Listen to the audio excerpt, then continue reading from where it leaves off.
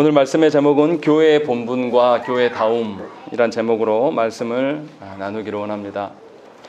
출애굽기 17장에서 이스라엘은 하나님 앞에서 또다시 마실 것의 문제로 하나님께 불순종하였습니다.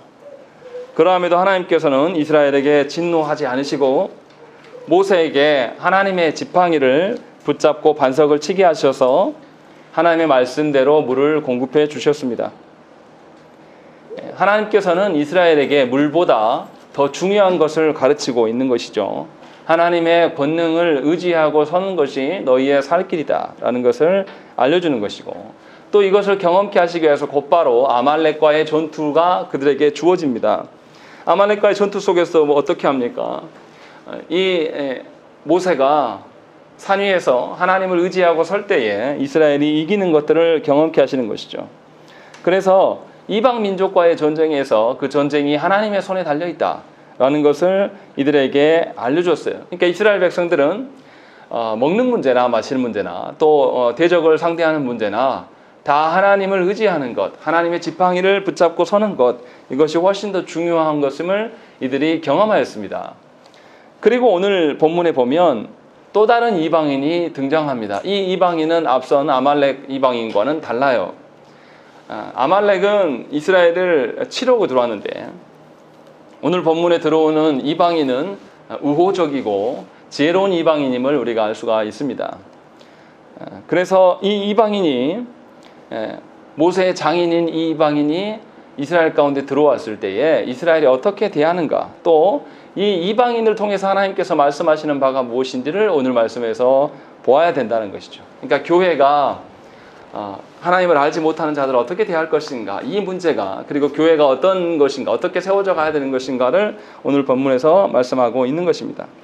그래서 1절을 보시면 처음부터 뭐라고 되어 있냐면 모세의 장인이며 미디안 제사장인 이드로가 라고 되어 있습니다. 이 이드로는 그냥 이방인이 아니라 미디안의 제사장이에요. 그러면 하나님이 아닌 다른 신들을 섬기는 데 능한 자입니다. 분명히 이방인임을 확실히 알 수가 있어요.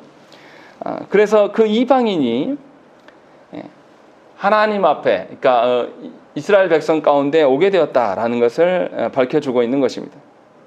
그런데 1절에 뭐라고 되어 있냐면 이드로가 들은 바가 무엇이냐면 하나님이 모세에게와 자기 백성 이스라엘에게 하신 일, 곧 여호와께서 이스라엘을 애굽에서 인도하여 내신 모든 일을 들었다라고 되어 있는 것입니다. 그러니까 이 이방인에게 하나님의 구원과 심판의 모든 일이 전달되었다라는 것이고, 이 베푸신 구원 사건이 이스라엘에게만 필요한 사건이 아니라 이방인들에게도 지금 전달되고 있음을 우리가 중점적으로 봐야 돼요. 이 이야기는 앞에서도 몇 번 나왔던 이야기입니다. 출애굽기 15장 14절과 15절 말씀에 여러 나라가 듣고 떨며 블레셋 주민이 두려움에 잡히며 에돔 두령들이 놀라고 모압 영웅이 떨림에 잡히며 가나안 주민이 다 낙당하나이다 라고 되어 있는 것입니다. 이게 뭡니까? 출애굽기 15장의 말씀은 모세의 노래예요. 모세의 노래는 언제 불렀던 거냐면 하나님께서 애국 군대를 홍해에 다 수장시킨 이후에, 이 사건 이후에, 하나님의 심판과 구원이 있은 이후에 이스라엘 백성들이 하나님의 행하심을, 하나님의 베푸신 심판과 구원에 대한 찬양이 드러나는데, 그 찬양 중에 일부에서 나오는 이야기가 뭐냐면 하나님의 베푸신 심판과 구원의 이야기가 이스라엘들에게만 국한된 것이 아니라 다른 민족들에게도 전달되고 있다라는 것을 우리에게 보여주고 있는 것입니다. 그리고 더 하나님께서 이 심판과 구원을 통해서 보이고자 하는 것이 무엇인가를 더 구체적으로 밝혀주는 말씀이 출애굽기 9장 14절부터 16절 말씀이에요. 거기에도 비슷한 이야기 써 있습니다. 내가 이번에는 모든 재앙을 너와 네 신하와 네 백성에게 내려 온 천하에 나와 같은 자가 없음을 네가 알게 하리라. 내가 손을 펴서 돌림병으로 너와 네 백성을 쳤더라면 네가 세상에서 끊어졌을 것이나 내가 너를 세웠음은 나의 능력을 네게 보이고 내 이름이 온 천하에 전파되게 하려 하였음이니라 라는 것이죠. 하나님께서 애굽을 심판하시기 전에 심판의 목적이 너희가 내 백성을 괴롭혔으니까 원수 갚아주겠다, 이것이 목적이 아니다라고 분명히 밝히시는 거예요. 뭐라고 그러냐면 내 이름이 온 천하에 전파되게 하는 것, 그리고 천하에 나와 같은 이가 없다, 나와 같은 신이 없음을 알게 하는 것이 내 심판의 목적이다라고 분명하게 하나님께서는 심판과 구원의 목적을 밝히고 있는 것입니다. 그리고 그 심판과 구원의 목적을 들어야 될 대상자가 이스라엘만이 아니라 온 천하 만민이다라는 것을 분명하게 밝혀주고 있는 것입니다. 그러니까 하나님께서 베푸시는 심판과 구원의 사건은 하나님의 택한 백성들에게만 필요한 사건이 아니라 온 땅의 모든 사람들에게 알려져야 될 사건임을 출애굽기 저자는 강조하고 있습니다. 그래서 1절의 시작부터 그렇게 설명하고 있는 거예요.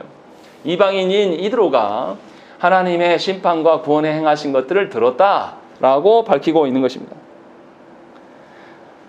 같은 이방인인데 전혀 다른 반응을 보이는 것이죠. 아말렉과 가나안 백성들은 하나님의 심판과 구원의 소리를 듣고 두려워서 떨기만 했습니다. 그런데 이드로는 하나님의 심판과 구원 소식을 듣고 딸과 손주들을 데리고 하나님의 계신 하나님의 산에 이르렀다라는 것입니다. 그런 점에서 같은 이방인에도 다른 태도들이 있다라는 것을 밝히고 있는 것이고, 아마도 성경에서는 말하고 있지 않지만 그냥 제 개인적인 추정은 어떤 것이냐고 생각이 드냐면, 이스라엘 백성들이 이제 시내산에 왔죠. 시내산에서 약 1년간 머물면서 하나님의 말씀을 받는데요. 여기에 정착하게 되자 모세가 자기 아내와 손주들을 보내서 장인을 모셔오지 않았나라는 생각이 듭니다. 그렇게 해서 이 장인에게 하나님의 어떠하심을, 구원을 선포하기 위해서 모셔왔을 가능성이 높아요. 성경은 말하지는 않습니다. 무엇 때문에 왔는지를. 그러나 분명히 그렇게 보이고, 그래서 8절에 뭐라고 되어 있냐면, 우리 8절 말씀 한번 읽겠습니다. 시작. 모세가 여호와께서 이스라엘을 위하여 바로와 애굽 사람에게 하신 모든 일과 길에서 그들이 당한 모든 고난과 여호와께서 그들을 구원하신 일을 다 그 장인에게 말하네. 8절에 보면 모세는 이드로에게 지금까지 어떻게 지내셨습니까? 건강은 어떠십니까? 이런 거 묻지 않아요. 그런 게 아니고 하나님께서 우리에게, 당신의 백성들에게 어떻게 하셨는가? 라는 것들을 말씀하시는 거예요. 애굽 백성들에게, 또 이스라엘에게는 어떻게 구원을 베푸셨는가를 말하고 있다는 것입니다. 여기서 8절 말씀에 있는 장인에게 말했다라는, 이 말하다라는 것은 우리 번역에는 말하다라고 되어 있는데 사실은 선포한다는 뜻이에요. 선포한다는 의미는 무엇입니까? 하나님의 심판과 하나님의 구원을 설교하였다라고 보는 것이 합당한 것이죠. 그러니까 모세가 장인을 모셔온 이유는 뭐냐면 하나님의 심판과 구원을 알리기 위하여서 이를 부른 거예요. 시편 78편 3절과 4절 말씀에 이는 우리가 들어서 아는 바요 우리의 조상들이 우리에게 전한 바라. 우리가 이를 그들의 자손에게 숨기지 아니하고 여호와의 영예와 그의 능력과 그의 행하신 기이한 사적을 후대에 전하리로다 라고 되어 있습니다.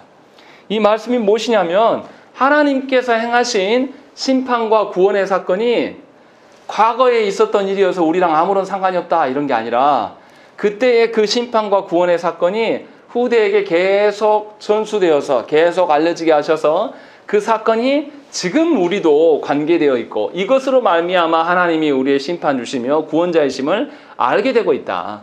그래서 우리는 계속 하나님의 어떠하심을 후대에 전할 것이다 라는 것들을 고백하는 내용입니다.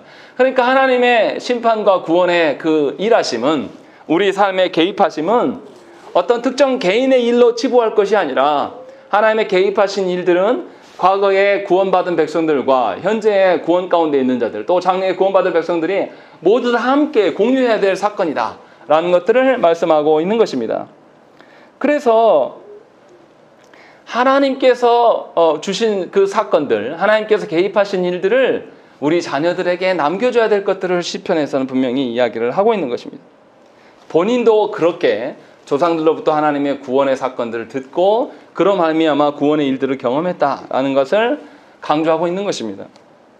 성도인 우리가 자녀들에게 남겨줘야 될 말은, 자녀들에게 남겨줄 것은 세상의 안정된 삶과 세상에서 권세 누리는 것들, 그것을 유지하는 방편이 아닙니다. 성경에서는 분명하게 우리가 우리의 후손들에게 남겨줘야 될 말은 하나님의 구원과 심판의 역사다라는 것을 성경은 증언하고 있는 것입니다. 그래서 모세는 그 큰 이스라엘 백성들 수백만 명이 되는 그 사람들을 지도하면서도 그 바쁜 와중에도 이드로를 불러서 이드로에게 하나님의 말씀을 선포하고 있는 것입니다. 우리는 그래서 마음 중심 안에 하나님의 구원과 심판을 말하고자 하는 그런 성도들 마음속에는 성도들끼리 만나서 어떠한 교제를 이야기하겠습니까? 다른 성도들과 만나서 하나님께서 내 삶에, 내 가정에 어떻게 개입하시고 역사하셨는가를 말하는 것이 정상이에요. 모여서 아무개 집에 자녀는 뭐 어디 대학 갔다더라. 아무개 집 자녀는 누구랑 결혼했다더라. 아무개 집 자녀는 어떤 직장에 다닌다더라. 또는 더 안 좋은 케이스는 다른 사람을 뒷담화하는 거. 그 사람 못 쓰겠대. 그 사람을 원망하고 비방하는 것이 우리의 교제가 되어서는 안 된다는 것입니다. 모세는 그동안 하나님께서 시험하는 과정 중에 이스라엘이 계속해서 불순종하였음을 계속 보였습니다. 그런데 장인에게 이 말을 한마디도 하지 않아요. 장인어른, 내가 얼마나 힘든 줄 아십니까? 이 많은 백성들을 내가 끌고 오는 것도 힘들었는데 이들이 순종도 안 해요. 계속 하나님께 대적하다가 죽을 뻔한 경우가 얼마나 많았고 나를 돌로 쳐서 죽일 뻔했습니다. 이런 이야기 하지 않아요. 자신의 어려움과 처지를 하소연하는 말을 하지 않는다는 것입니다. 그저 하나님께서 우리에게 행하신 구원과 심판의 사건만을 선포하고 있을 뿐입니다. 믿음의 사람들이 간직하여지고 또 함께 나누어야 될 말은 하나님께서 우리에게 행하신 바를 말하는 것이에요. 과거에 그 행하셨던 그 하나님이 우리가 정말로 들은 대로 구원의 사건 그대로 내 삶에 관여하시고 우리 삶에 관여하심을 서로 확인하는 것, 이것이 성도의 교제이다라는 것입니다. 그래서 우리는 하나님의 구원 사건을 과거에 말한 사건이 과거로만 머물러 있게 하는 것이 아니라 우리 삶에 역사하시는 하나님을 발견해야 돼요. 그래서 과거에 있는 그 구원의 하나님이 현재 내 삶에 개입하셔서 내 아버지가 되어주심이 우리가 체득되어지고 경험되어야 되는 것입니다. 이것들을 후대에 전수해야 되는 것입니다. 그럼 후손들은 뭘 듣습니까?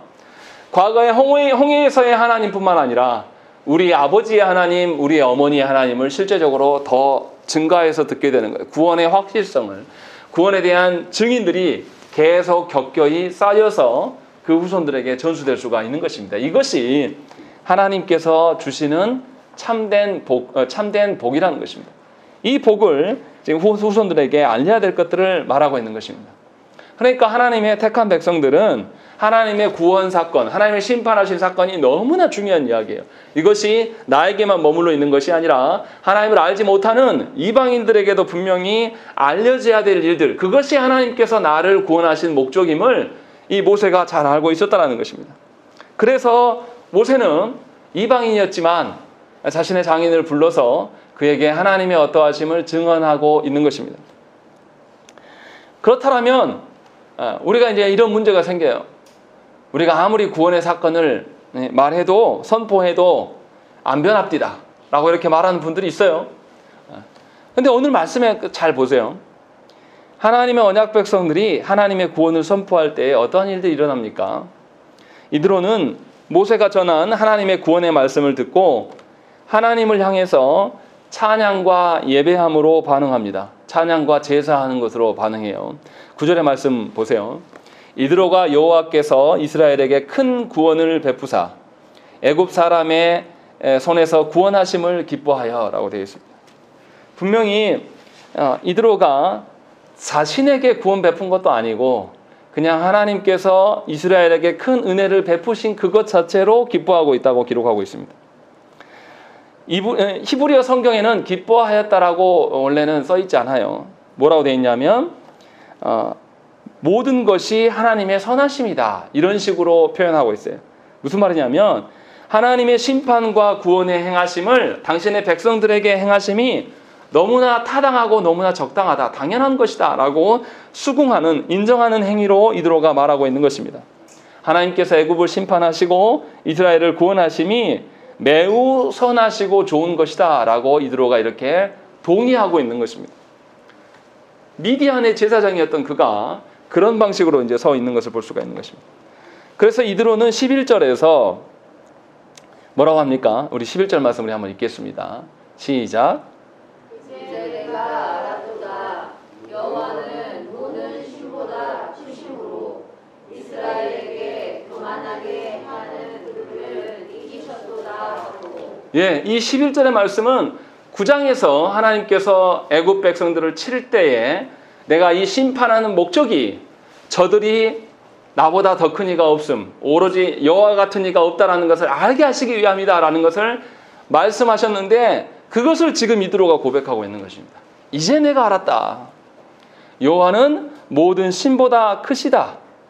그래서 이스라엘에게 교만하게 행하는 자를 심판하심이 너무 당연하다라고 고백하고 있는 것입니다. 그래서 이드로는 수많은 신들을 다 존중하는 것이 아니라, 그들보다 그 가짜 신을 말하는 것이 아니라 오직 살아계신 한 분 하나님에 대한 고백을 하고 있는 것입니다. 이처럼 하나님의 구원의 사건, 하나님의 심판의 사건을 선포할 때, 이게 복음이죠. 복음을 선포할 때에 무슨 일이 일어나냐면 하나님의 자녀들, 택한 백성들은 복음에 반응하는 일들이 일어나는 것입니다. 그래서 모세가 이드로에게 하나님의 구원 사건을 선포한 것으로 인하여서 구원과 심판의 목적이 이루어져 가고 있음을 알아야 되는 것이죠. 하나님께서 우리를 구원하신 목적은 우리를 구원하는 것을 목적으로 두고 있지 않아요. 착각하시면 안 돼요. 우리가 구원만 받고 우리 자체가 변하지 않는 삶을 하나님 원하시는 것이 아니란 말이에요. 그런데 많은 한국교회 성도들은 내가 구원받는 것을 목적으로 삼는 이들이 참 많아요. 그래서 구원받고 나서도 하나님의 의중과 하나님의 사명에 대해서 반응하지 않습니다.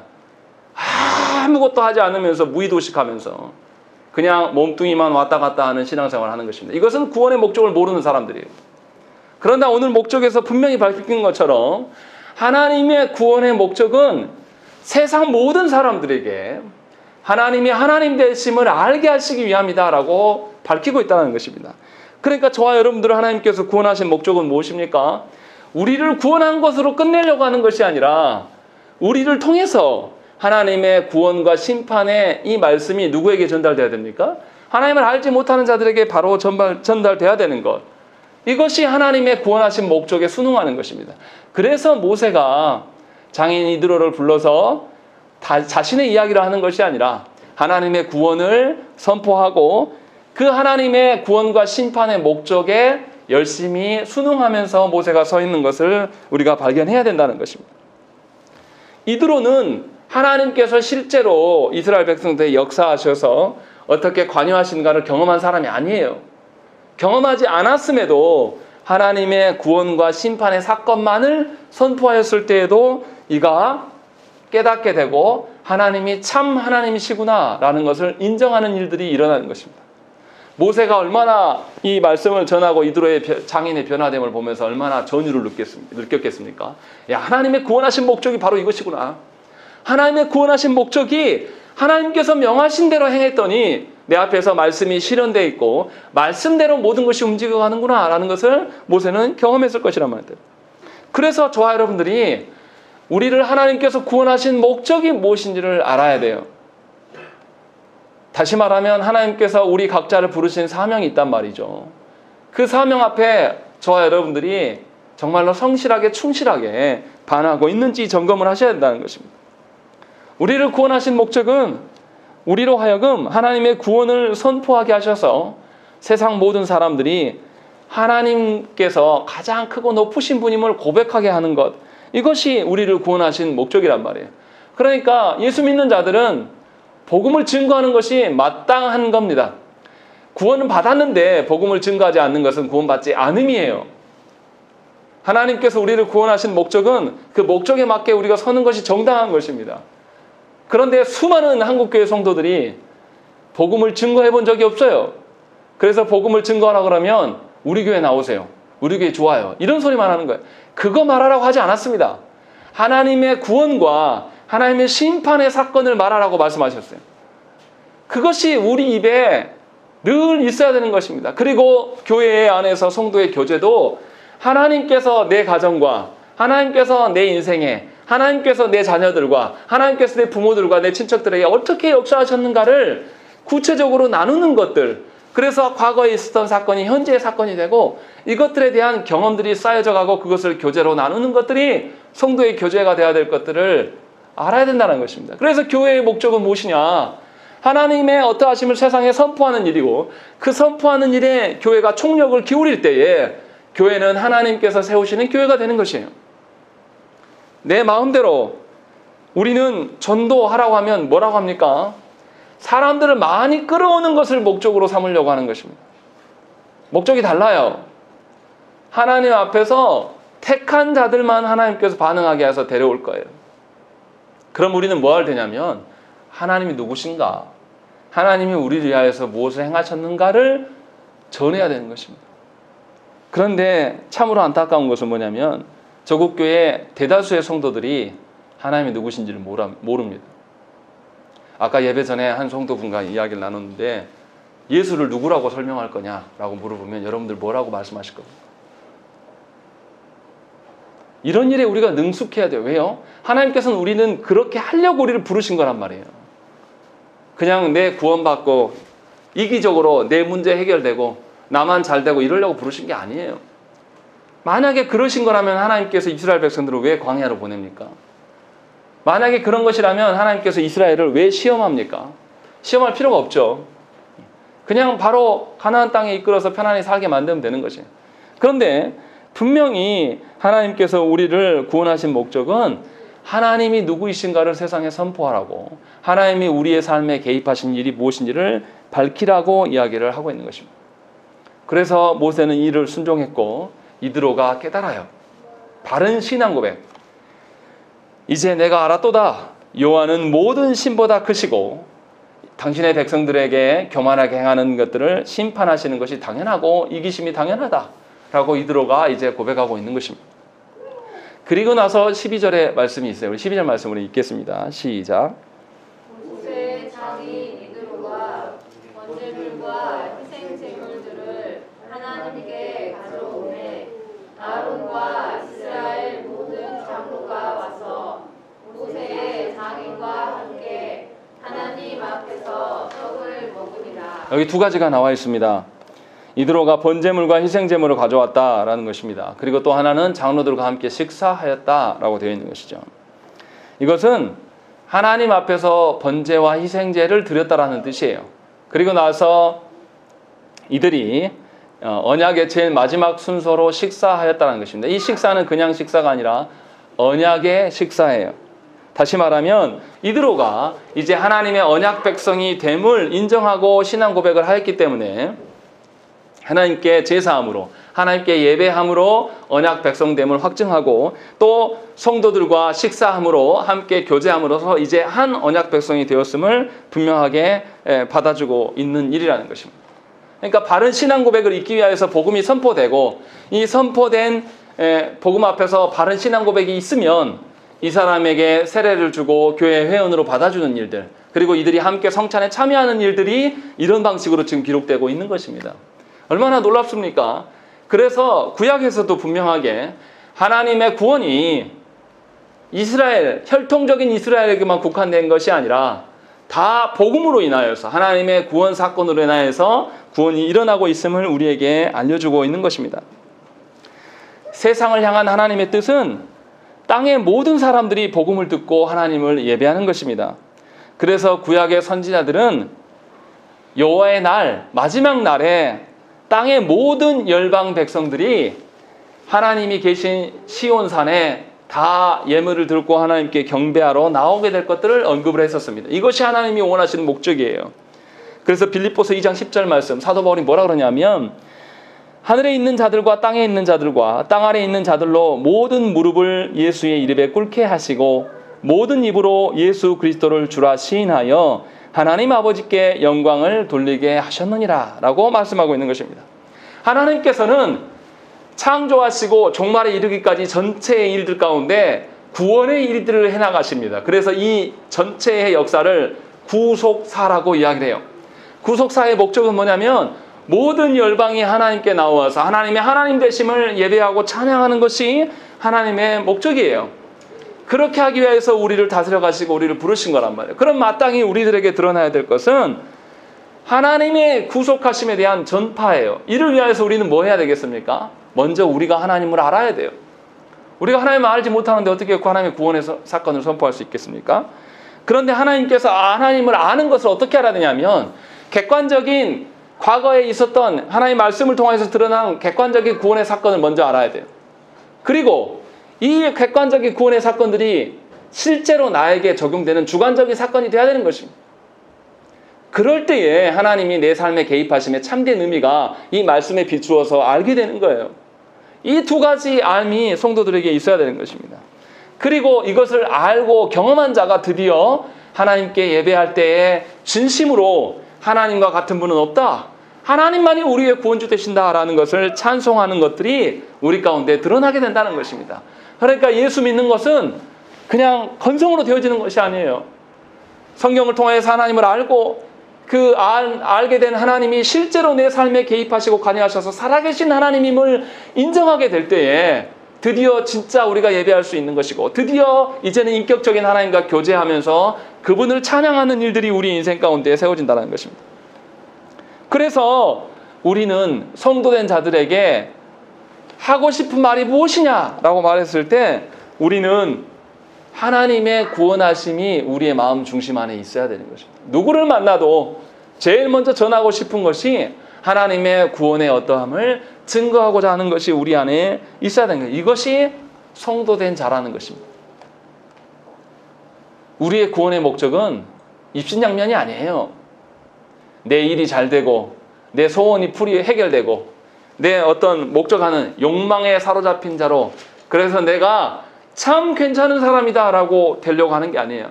젊은이들 말로 플렉스 하려고 우리가 예수 믿은 게 아니란 말이에요. 좀 깨달으셔야 된다는 것입니다. 정말로 우리의 마음 중심 안에, 여러분 마음 속에 남들에게 하고 싶은 이야기가 무엇인지를 살펴보셔야 돼요. 여전히 내가 하고 싶은 말이 나의 어떠함과 나의 원통함과 나의 소망과 나의 이런 것이라면 회개하셔야 됩니다. 하나님의 부르심에 대해서 하나도 일치하지 않는 겁니다. 우리가 드러내고 싶은 것은 십자가에서 죽고 부활하신 예수 그리스도가 돼야 돼요. 그것이 정말로 우리 삶에 살아 움직이는 가장 근간이 돼야 되는 것이죠. 그러할 때에 우리는 하나님의 부르신 목적에 부합하게 설 수가 있는 것이죠. 그것을 지금 12절까지 말하고 있는 거예요. 그리고 13절부터 27절의 말씀은 그러면 개인적인 것이 아니라 교회 공동체적인, 이제 그러한 성도들이 다 모여서 공동체를 세워가는데 공동체를 어떻게 세워갈 것인가를 분명히 말씀하고 있어요. 이스라엘 백성은 자신들의 삶의 문제를 누구한테 지금 확인받고 있습니까? 모세에게 확인받고 있어요. 전에는 어떻게 했죠? 자신들이 평가해서 모세가 자기를 이끌고 나온 것에 대해서 원망하면서 모세를 평가하고 돌로 쳐 죽이려고 그랬어요. 그런데 이들이 태도가 확 바뀌었습니다. 17장에서 있었던 또다시 물의 문제에서 하나님 앞에서 거절하였을 때 하나님이 진노를 스스로 당신에게 돌리시고 이들에게 구원을 여시고, 또 아말렉 전투에서도 하나님의 붙들고 사는 것을 경험했던 이스라엘들이 태도가 전부 달라졌어요. 그래서 13절에 뭐라고 했습니까? 이튿날 모세가 백성을 재판하라고 앉아있고 백성은 아침부터 저녁까지 모세 곁에 서 있는지라. 자신의 대소사의 일들을, 일상에 문제되는 것들이 모세 앞에서 재판을 받으려고 하루 종일 기다리고 있다는 것입니다. 이스라엘이 너무나 달라진 거예요. 그런데 이들이 15절 말씀 보면 모세가 그의 장인에게 대답하되 백성이 하나님께 물으려고 내게로 옵니다. 그들이 이 일이 있으면 내게로 오나니 내가 그 양쪽을 재판하여 하나님의 율례와 법도를 알게 하나이다 라는 것입니다. 그러니까 모세가 하나님의 율법과 이 법도들을 어떻게 알게 하냐면 재판을 통해서 하나씩 적용하고 있는 거예요. 그러니 얼마나 더디고 어렵습니까? 그래서 이스라엘 안에 지금 뭐 하는 거냐면 모세는 하나님의 말씀을, 이미 시내산에서 받은 하나님의 그 밖에 율법의 말씀들을 이제 이들에게 하나씩 다 가르쳐주고 있는. 그러니까 근데 몇백만 명 되는 사람들 어떻게 다 합니까? 그러니까 너무나 더디고 어려운 것이죠. 분명히 모세는 선한 뜻을 하고 있고 모세 앞에서 이스라엘 백성들은 아주 선한 태도로 바뀐 것은 사실이에요. 그런데 하나님을 알아가는 데서 지혜가 없는 방편으로 서 있는 것입니다. 분명히 하나님의 뜻이 자신의 삶에 반영되기를 원하여서 재판을 받고 있는 그런 선한 모습들이 세워가는 것입니다. 그래서 분명히 이스라엘은 하나님이 보실 때에 정의롭고 조화로운 상태가 무엇인가를 위하여서 재판을 받고 있는 것입니다. 세상은 어떻습니까? 세상의 재판정을 생각을 해보세요. 우리나라 사법체계를 한번 봐보세요. 얼마나 웃깁니까? 어떤 사람은 가난해서 빵 한 조각 훔쳐도 4년형을 받아요. 그런데 어떤 사람은 음주운전을 하고 경찰을 폭행해도 감옥 가지 않다가 이제 국민들이 들고 일어나니까 그제서야, 이게 처음이 아니잖아요. 또 어떤 사람은, 유명인의 딸은 마약을 하고 또 가지고 들어와도 그냥 풀려나요. 세상의 재판정은 힘의 논리로 재판을 합니다. 그래서 공정하지가 않아요. 또 세상의 재판정은 어떻습니까? 약자를 옹호하려고 해서 굽어지는 경우도 있습니다. 소수자까지 돌보고 그것이 공정하다라고 우리는 말합니다. 그리고 이것을 조화로운 사회라고 이야기를 해요. 사실 우리나라는 좋은 나라가 아닙니다. 이미 재판정이 기울 대로 기울어져 있고 병들어 있고 부패해 있어요. 절대 반성하지 않습니다. 이런 사건이 뭐 한두 번입니까? 지금 서울시장의 비리가 얼마나 많이 드러나 있습니까? 그러나 그가 권한을 잡고 있으니까 수사하지 않잖아요. 또 부산시장은 어떻습니까? 이미 드러난 혐의점이 얼마나 많습니까? 또 과거에 이명박 씨는 어땠어요? 그 거짓된 회사의 주인임을 다 알고 있었는데도 대통령으로 세워주고 나중에 가서 수사해서 이제서 감옥에 가는, 너무 이상한 나라예요. 이 모든 것들이 뭐냐면 이미 틀어져 있는, 불의가 장악하고 있는 나라가 대한민국입니다. 그런데 우리는 어느 하나 놀라지 않아요. 그저 우리가 조국이 안 되면 되는 겁니다. 조국 씨의 일은 조국의 그 사람의 일인 것이지 우리는 상관없는 거예요. 우리 젊은 대학생들도, 서울대생들도 조국의 일에 대해서는 데모하고 들고 일어났어요. 그런데 어떤 국회의원의 아들은 50억을 받아 챙기고 나와도 아무도 데모하지 않습니다. 왜냐하면 자기들도 그렇게 하고 싶거든요. 우리가 이렇게 만들었습니다. 그리스도인들이 공정하고 조화로움에 대해서 알지 못해요. 하나님 앞에서 공정하고 조화로움으로 살아간다면 불의한 일들을 우리가 용납할 수가 없는 것입니다. 그런데 먼저 믿은 그리스도인들이 교회됨을 세워갈 때에 불의함과 부정함을 저지르면서도 결과만 좋으면 된다는 식으로 늘 해왔다는 것입니다. 그런데 하나님은 그 불의함에 대해서 용서하지 않으실 것입니다. 오늘 말씀에 나타난 이스라엘 백성들은 체계적인 어떤 공동체를 이루어가는 어떤 조화로움에 대해서 잘 무지했어요. 그러나 그들의 마음의 태도들은 너무 좋았어요. 자신의 삶에 일어난 어떤 송사의 문제가 일어나면 수백만 명의 사람들이 다 모세에게 올 거 아닙니까? 그런데 기다렸어요. 자기 차례가 될 때까지. 우리는 그런 거 있습니까? 우리 안에 공정함과 조화로움을 이루기 위해서 여러분들이 인내하십니까? 인내한 사람이 어디 있습니까? 지금 당장 안 이루어진 것에 대해서 하나님을 원망하지 않습니까? 지금 당장 하나님이 계시면 왜 내 인생이 이럽니까? 라고 하면서 투정하면서 우리가 얼마나 하나님을 비난합니까? 이것은 교회가 아니라고 지금 성경은 말하고 있는 것입니다. 지혜가 없어서 모세 한 사람에게 수백만이 몰리더라도 하나님 앞에서 공정함을 이루려고 하는 이런 최소한의 태도가 있어야 돼요. 지금 그것을 우리에게 보여주고 있는 것입니다. 여러분들은 그러실 수 있습니까? 여러분들의 작은 문제를 놓고 하루 왼종일 기다리면서 그것을 재판받기 위해서 줄 설 수 있냐 이 말인 거죠. 이들은 이렇게 하고 있는 것을 우리에게 보여줍니다. 먼저 우리가 이것을 봐야 돼요. 그리고 이렇게 행하는 사람들에게 정말로 하나님께서 원하는 공동체가 어떻게 세워져야 될 것을 하나님께서 이드로의 경험을 통해서 알게 하신다는 것입니다. 그래서 어떻게 합니까? 17절 말씀을 읽겠습니다. 시작. 17절 말씀입니다. 시작.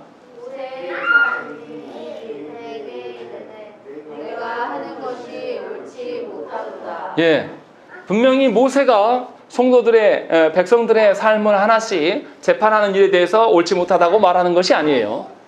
18절 말씀의 이유가 밝힙니다. 너와 함께한 이 백성이 필경 기력이 쇠하리니 이 일이 내게 너무 중함이라 네가 혼자 할 수 없으리라라는 것입니다. 무엇이 옳지 못하다고 말하는 것이죠? 혼자 하는 것. 이 일이 너무 중요한데 네 혼자 감당할 수 없다라고 말하는 것입니다. 다시 말하면 하나님께서 원하시는 질서와 조화를 이룬 공정한 공동체는 지도자 혼자서 독단적으로 이뤄갈 수 없음을 하나님께서 알려주고 계신다는 것입니다.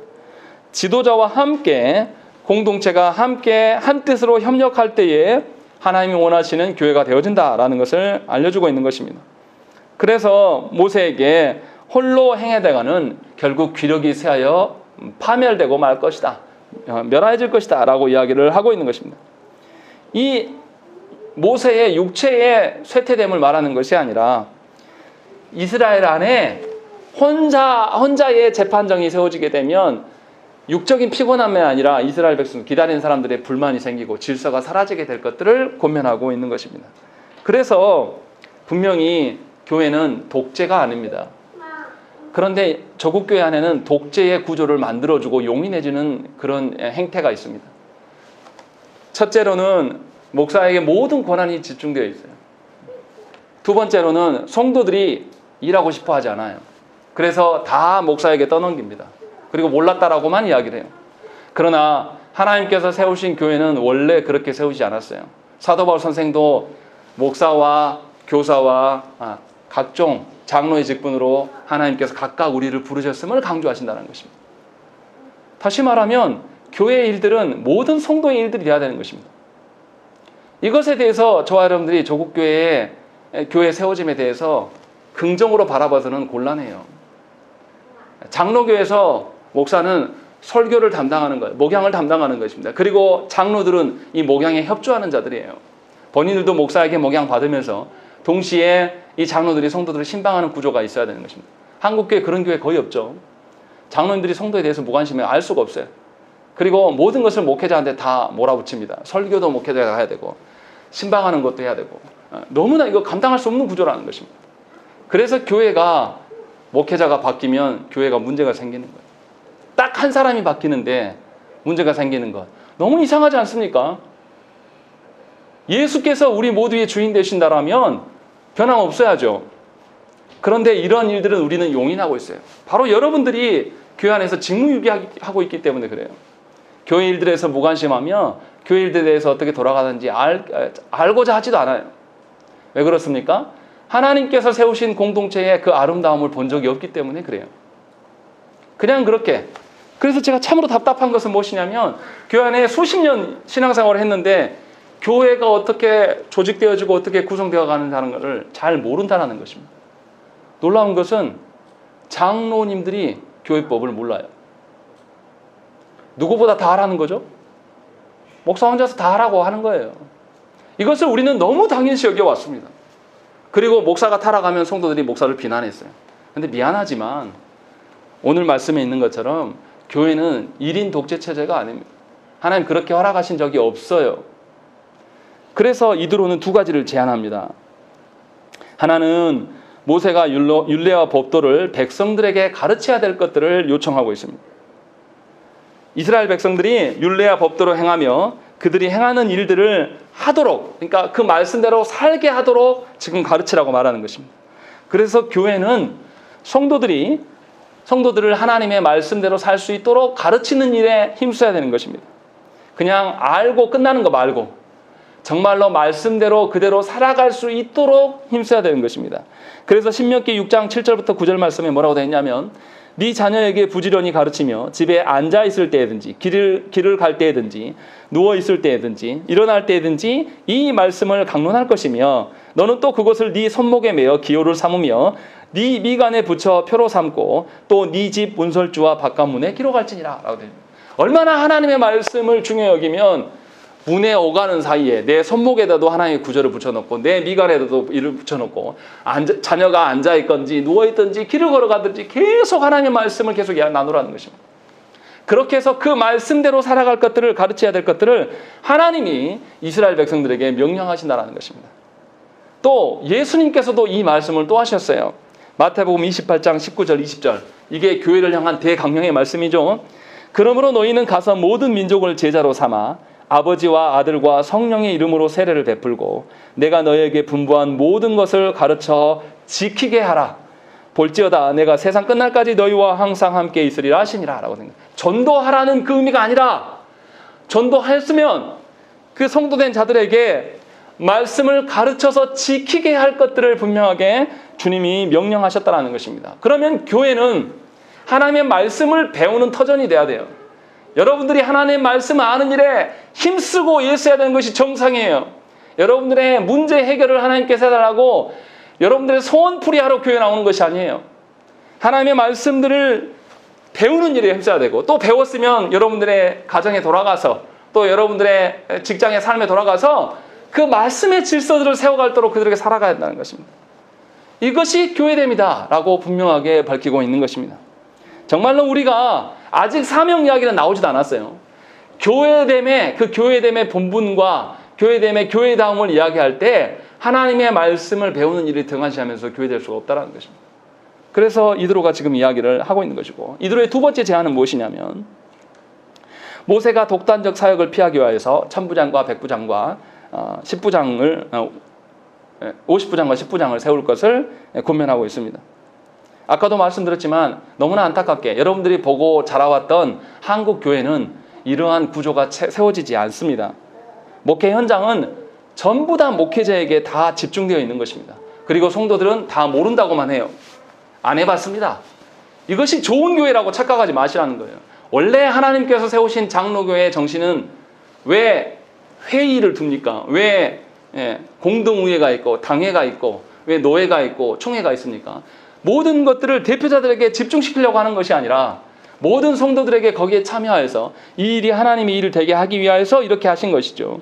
그래서 목회자의 성향 따라서 교회 움직이는 것이 아니라 그리스도의 말씀 따라서 교회가 움직일 수 있도록 교회는 독재화되지 않도록 세워가야 된다는 것입니다. 그래서 독단적인 사역을 하는 것은 하나님께서 기뻐하지 않아요. 목사 중심의, 목사를 신봉하는 것은 우상입니다. 그런데 한국 교회 안에는 목사를 무시하든지 목사를 신봉하든지 이 양 극단에 다 서 있는 거예요. 어떤 교회 가면 지나치게 목사를 신봉합니다. 마치 하나님처럼. 또 어떤 교회 가면 지나치게 목사를 무시해서 아무도 말을 듣지 않아요. 그냥 설교만 듣고 있는 것뿐이지 그 말씀이 그들의 삶에 아무런 영향을 지키지 않아요. 목사가 권면해도 듣지 않아요. 권면하는 것 자체를 싫어합니다. 둘 다 하나님이 보시기에는 아주 악한 교회예요. 그런 점에서 저와 여러분들은 좋은 교회를 본 적이 없습니다. 그래서 배우셔야 돼요. 그래서 하나님 앞에서 직분자가 되어야 된다는 것은 뭘 좀 알고 직분자가 되어야 되는 거예요. 하나님 말씀을 배우는 일에 대해서 열심을 내는 자가 직분이 되어야 되는 것입니다. 그래서 공동체 안에 바르게 독재화되지 않도록 하나님께서 직분자를 세워두신 거예요. 그래서 모든 이들이 하나님의 교회됨을 교회의 사명에 다 참여할 수 있도록 그렇게 만들어가야 되는 것이 교회라는 것입니다. 그래서 21절 말씀, 어떤 사람을 세워야 될 것인가 그 기준을 말씀해요. 21절 말씀 보면 너는 또 온 백성 가운데서 능력 있는 사람들을 뽑아라 라는 거죠. 이제 이게 세상의 논리처럼 보입니다. 그럼 어떤 능력 있는 사람이 되냐? 세 가지를 이야기합니다. 하나님을 두려워하는 자, 첫 번째가. 두 번째는 진실한 자. 세 번째는 불의한 이익을 미워하는 자. 이 세 가지를 분명히 밝히고 있는 것입니다. 여기서 능력이 있으면 세상이 말하는 능력과 아무런 상관이 없어요. 세상에 돈이 많고 교회 안에 봉사할 수 있는 어떤 재력이 있는 자가 아니라는 거죠. 첫 번째, 하나님을 두려워하는 자야 돼요. 하나님을 두려워한다는 것은 하나님을 경외하여서 자기 지혜를 신뢰하지 않는 것입니다. 하나님의 지혜만을 존중하고 자기 뜻이 아니라 하나님의 선하신 뜻 앞에 서는 거예요. 그런 사람들은 교만하지 않습니다. 언제나 하나님께 물을 수 있는 자예요. 언제든지 하나님이 멈춰라고 하나님 깨닫게 하시면 멈출 수 있는 자예요. 그런 직분자가 교회 안에 세워지도록 저와 여러분들이 기도해야 되는 것입니다. 그런데 그것이 아니고 자기 고집과 자기 기분만 나빠도 못 멈춥니다. 자기의 직분의 자리에 대해서 위협이 가해지면 더더욱 멈추지를 못하는 거예요. 그런 직분자들이 얼마나 교회 안에 차고 넘칩니까? 그래서 교회 안에 쌈박질이 일어나는 것이죠.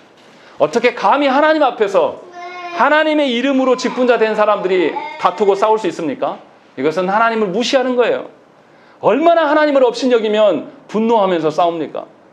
그 사람이 말도 안 되게 상대방이 나에게 해를 가하더라도 우리가 정말로 하나님을 경외하는 자라면 그냥 그 사람한테 한 대 맞고 말 거예요. 이것이 교회의 직분자됨의 기본의 소양이 되어야 된다는 것입니다. 그런데 조국교 안의 성도들은 너무나 기가 막히게 목사에게 이것을 원해요.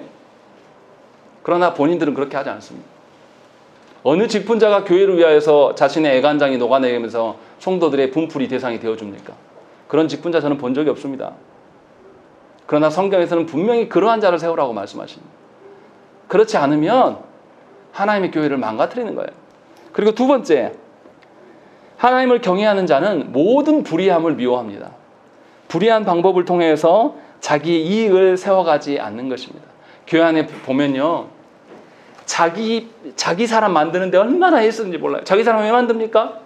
자신의 목적을 이루려고 애를 쓰는 사람들이 너무 많아요. 하나님 앞에서 하나님이 이 일들에 대해서 모르시겠습니까? 간과할 수 없는 이야기예요.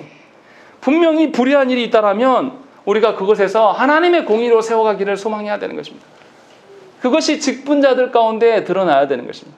그러나 참으로 안타깝게도 저국교회 안에 그런 일들이 보이지 않아요. 그냥 우리 교회 일만 되면 된다는 식이에요. 그래서 그 큰 교회에서 예배당을 지을 때 불법을 행하면서도 아무렇지도 않게 생각하잖아요. 뭐 그럴 수도 있지 뭐. 하나님의 일인데. 그러면 좀 어때? 그러나 이것은 하나님께서 세우신 직분자의 요건이 아니에요.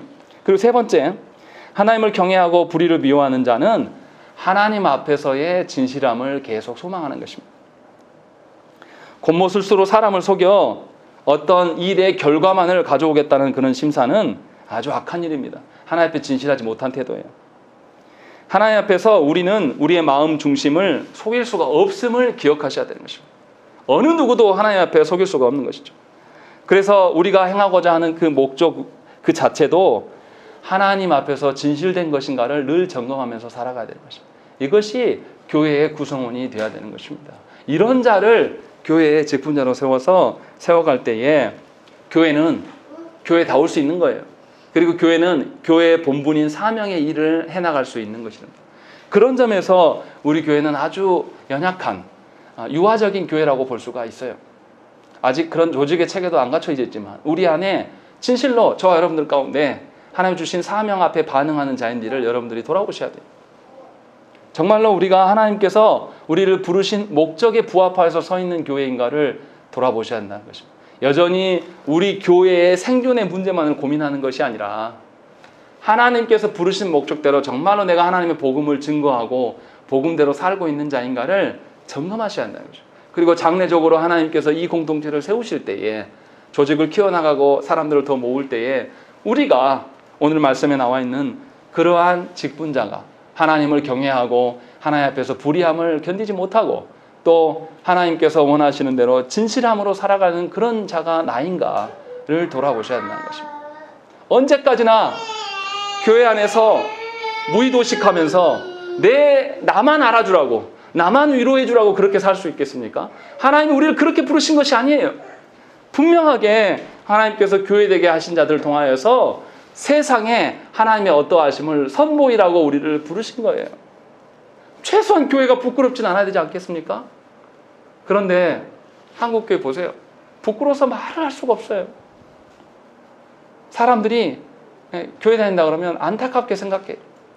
얼마나 속아서 얼마나 생각 없이 삽니까? 이런 이야기들을 계속 물어봐요. 제가 듣는 이야기가 그거예요. 목사님이니까 한번 대답해 보세요. 교회는 왜 그럽니까? 할 말이 없습니다. 그냥 부패해서 그런 겁니다 라고 말할 수밖에 없는 거예요. 그런 점에서 이 말씀이 얼마나 우리에게 교회됨이 무엇인가를 주는가를 깨달아야 되는 것입니다. 23절의 말씀 우리 한번 읽겠습니다. 시작. 내가 만일 이 일을 하고 하나님께서도 내게 허락하시면 내가 이 일을 감당하고 이 모든 백성도 자기 곳으로 평안히 가리라. 예, 뭐라고 합니까? 하나님께서 말씀하신 대로 교회가 사명을 따라가고 또 교회가 사명을 이루기 위해서 합당한 직분자를 세워나가고 교회의 공동체를 이뤄갈 때에 이거를 감당할 때에 이 모든 백성도 자기 곳으로 평안히 가게 될 것이다 라고 말씀하고 있는 것입니다. 무슨 말입니까? 교회가 교회의 본분을 위하여서 살아가고 그 본분을 깨닫고 사명 앞에 반응하고 이 사명을 위하여서 교회의 교회다움이 온전히 드러날 때에 이들은 하나님의 샬롬을 누리게 될 것들을 이야기를 하고 있는 것입니다. 그러니까 우리가 교회 되는 것은 너무나 아름답고 귀한 것이고 평안해지는 것입니다. 세상이 말하는 평안은 그런 게 아니잖아요. 돈을 많이 확보하고 다른 사람이 나를 알아주고 칭찬해야지 평안해지잖아요. 근데 그런 평안이 아니에요.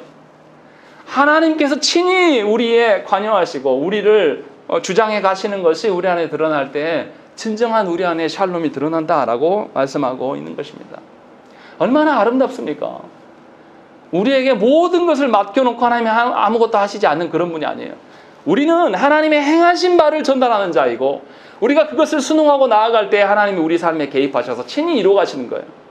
그리고 우리 모두가 나뿐만이 아니라 나와 함께 그리스도의 몸된 자들에게 함께 하나님의 어떠하심을 세워갈 때에 정말로 함께 하나님을 경외하고 함께 하나님의 정의를 세워가기를 소망하며 함께 하나님의 진실됨을 서로 점검하면서 나아갈 때에 하나님은 우리 가운데 샬롬을 주시겠다라고 약속하신 것입니다. 그런 점에서 여러분에게 맡겨진 가정도 하나님의 교회에 돼야 되는 것입니다. 그래서 교회 안에 복음으로 일치를 이루었을 때에 진정한 화목과 평안이 있는 것입니다. 다 교회를 다닌다고는 하지만 실제적으로 우리가 하나님의 부르신 그 목적대로 교회다움을 세워가고 우리 안에 하나님 앞에서 교회의 본분을 지켜가는지를 점검하셔야 된다는 것입니다. 다시 말씀드리지만 하나님께서 우리를 구원하신 목적은 우리를 구원 그 자체에 있는 것이 아니라는 것입니다. 물론 우리를 구원하신 목적도 구원의 어떠함도 있어요. 그러나 거기에 국한된 것이 아니라 우리를 구원하신 것은 우리를 통하여서 하나님의 공의로우심, 하나님의 정의로우심이 온 천하에 만천하에 드러나도록, 그래서 모든 세상 사람들이 하나님만이 참 신이시고 하나님만이 크고 높으신 분이다라는 고백들이 드러나게 하기 위하여서 우리를 부르신 거란 말이에요. 우리는 그 일을 위하여서 우리 인생의 삶을 살아가야 되는 것이죠. 또한 교회는 하나님의 말씀을 지켜 행하는 일에 힘써야 되는 것입니다. 그래서 가르치는 일과 또 성도된 자들은 배우는 일에 힘써야 되는 것입니다. 그리고 이렇게 말씀을 지키고 배우는 자 안에서는 어떤 일들이냐면 하나님을 경외하는 일들, 하나님의 말씀하시는 그 공의와 정의가 세워지는 일들, 또 하나님의 진실함이 직분자를 통해서 드러나게 되는 것입니다. 그래서 저는 바라기는 여러분들이 이 작은 공동체 안에 미리 들어와서 지금 신앙생활을 해나가는 여러분들 중에 오늘 말씀에 있는 것처럼 정말로 합당한 직분자가 세워지기를 바라요. 직무유기하면서 그냥 자리만 차지하고 있는 직분자가 아니라 정말로 하나님의 보시기에 합당한 교회의 본분을 세워가고 교회의 교회다움을 온전히 드러내어서 회복되어지고 변화되어지는 교회가 바로 우리들 안에 있어지기를 소망하는 것입니다. 오늘 하나님께서는 출애굽기 18장의 말씀을 통해서 우리에게 이 말씀을 권면하고 있는 것입니다. 이 말씀을 잊지 마십시오. 내가 우리 교회의 정체성과 내가 교회 안에서 교회를 위하여서 어떠한 교회를 세워가기 위해서 내가 어떤 희생과 힘쓰고 있는지를 여러분 돌아보셔야 되는 것입니다. 목사로서 여러분들에게 1차적으로 바라는 것은 말씀 배우는 일과 하나님께 예배하는 일에 힘쓰십시오. 교회에서 청소하고 교회 안에 고치고 이렇게 할 그게 중요한 게 아니에요. 먼저 배워야 하지 않겠습니까? 배우고 확신한 일에 우리가 거하고 살아갈 때에 그 다음 일들, 하나님의 정의와 하나님의 신실하심과 하나님의 공의가 만천하에 드러나는 일들도 하나님께서 행하실 줄로 믿습니다. 그래야 해서 바라옵기는 정말로 우리 교회가 불신자들에게 하나님 나라를 소개하는 교회가 되기를 우리가 힘쓰셔야 되는 것입니다. 그 나라를 위하여서 주의 말씀을 지키고 행하는 일에 힘쓰는 여러분 되시기를 간절히 축원합니다. 이렇게 기도하겠습니다.